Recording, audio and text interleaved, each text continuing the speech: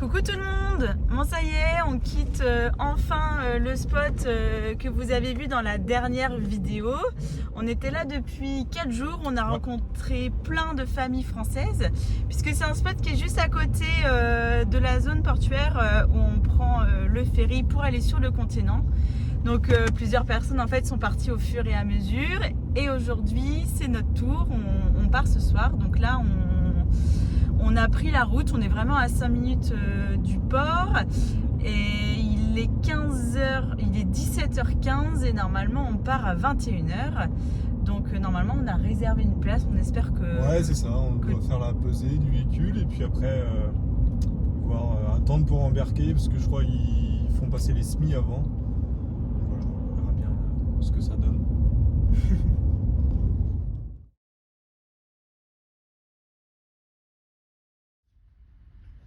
Pour traverser la mer de Cortez, il y a 2 compagnies. Une qui cible des véhicules de tourisme et l'autre prévue pour le transit de camions de marchandises. Au vu des prix pratiqués par la première compagnie de 1 100 € nous concernant, le choix a été vite fait pour traverser avec les camions qui nous a coûté 260 €. Nous avons pu dormir dans notre cellule.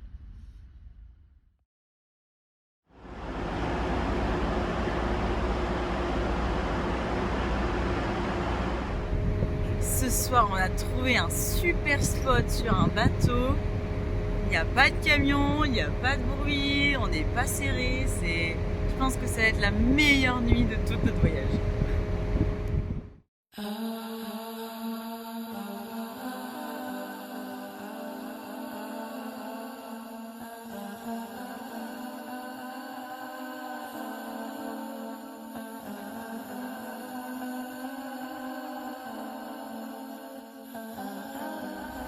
Peut-être qu'on va pas mourir.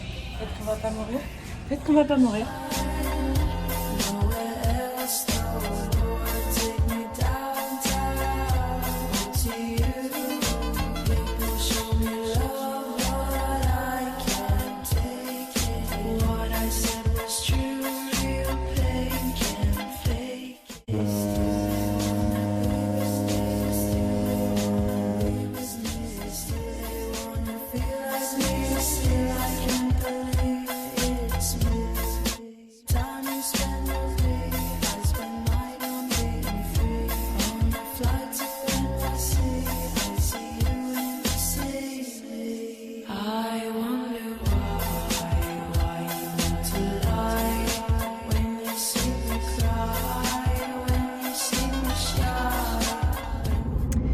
Ça y est, on est sur le continent, on est trop content. La nuit s'est bien passée, on tanguait un petit peu par moment, mais franchement la mer était super calme.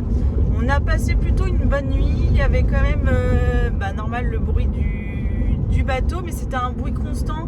Donc finalement ça nous a pas gêné pour s'endormir. C'est juste à 3h30 du matin, il y a le camion juste à côté de nous en fait qui a allumé son moteur. Et ça nous a réveillés là pour se rendormir. Moi c'était un peu plus compliqué. Mais finalement voilà, on a fait quand même une bonne nuit. On regrette pas du tout. Et dès qu'on est arrivé au port vers 9h, 10 minutes après on est sorti. Donc en fait ça s'est fait super rapidement. Super rapide. Ouais. Et puis du coup après on a roulé 10 minutes pour sortir de la zone portuaire. Puis ce qui devait arriver arriva. Hein.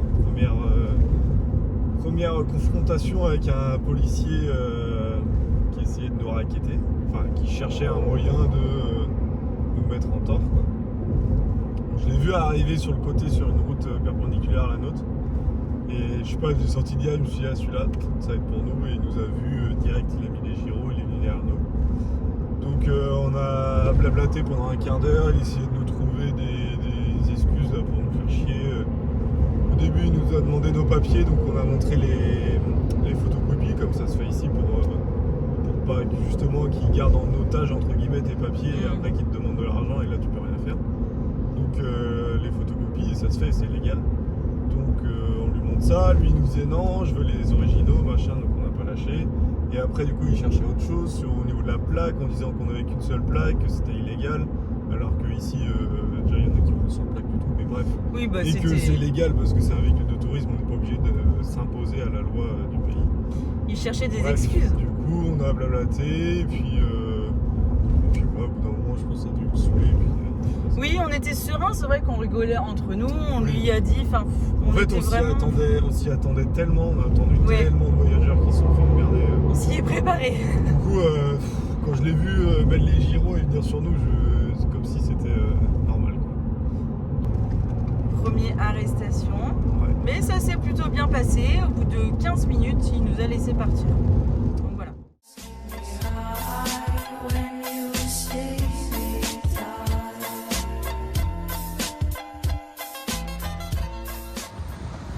Après plusieurs heures de route, ça y est, on est arrivé sur notre spot pour ce soir. On n'est pas très loin de Mazatlan. Et encore un beau joli spot de plage. Pile poil en face du coucher de soleil. Et je pense que c'est Mazatlan qu'on voit ici, les grandes tours. Donc voilà, là on va passer la nuit ici. Et puis demain, direction Mazatlan pour visiter.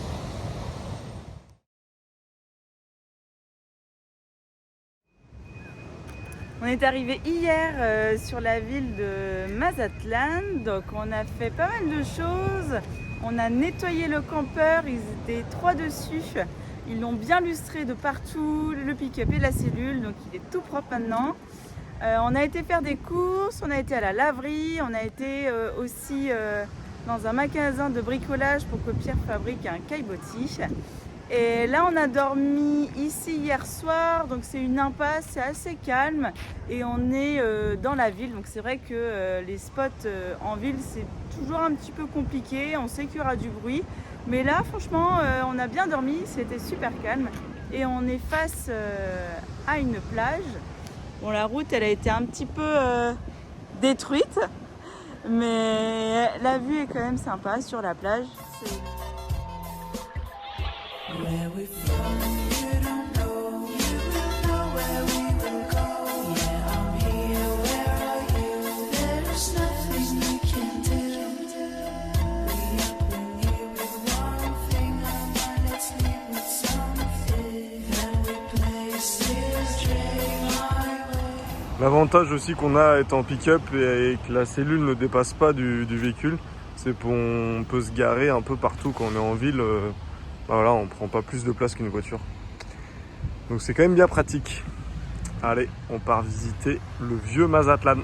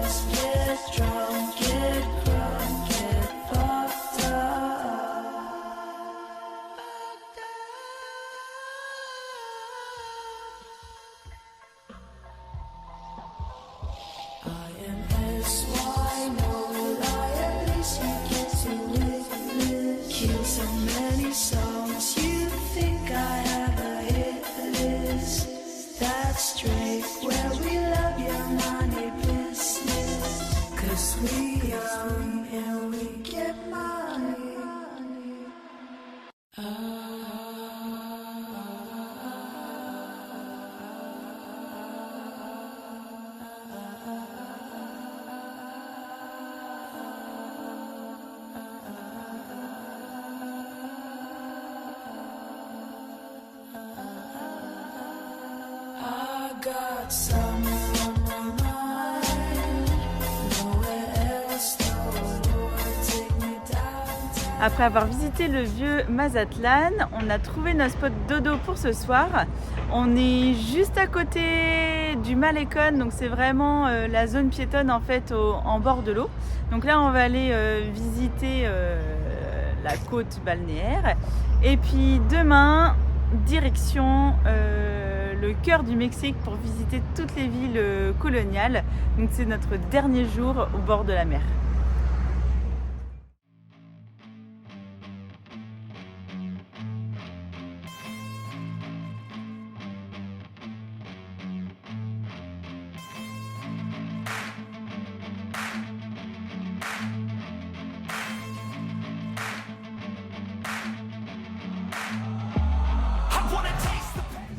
Bon, après cette journée à passer à visiter la ville, ce soir on a eu une petite surprise en voulant se garer. On a vu qu'il y avait toute la rue qui longe la côte qui est fermée à la circulation.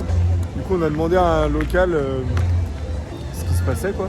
Il nous a dit mais vous connaissez pas le défilé Coca-Cola? Ben non, là j'ai jamais entendu parler, bref. Du coup on commence à discuter avec lui et tout. Et moi j'avais compris en gros que Coca-Cola a sponsorisé un défilé, donc il l'appelait comme ça quoi. Mais en fait c'est un vrai défilé que Coca-Cola quoi. Je sais pas comment. Je vais vous mettre les images.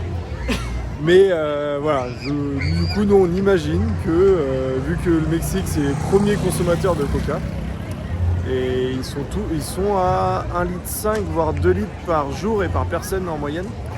Donc ça fait des beaux chiffres.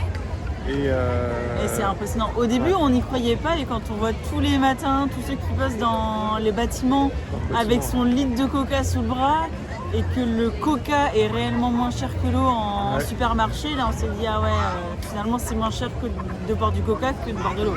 Du coup on imagine que pour remercier la population qui les enrichit grassement, ils leur font un petit défilé avant Noël, c'est plutôt sympa. Donc, non mais en vrai, des milliers de personnes qu'il y avait là sur toute la croisette, Qui fait des... je sais pas combien de kilomètres elle fait. Elle doit faire peut-être... Et tout ça pour ça, pour 4 camions et puis 3 groupes de danseurs. On a vu le Père Noël, on a vu le Père Noël Coca-Cola quand même.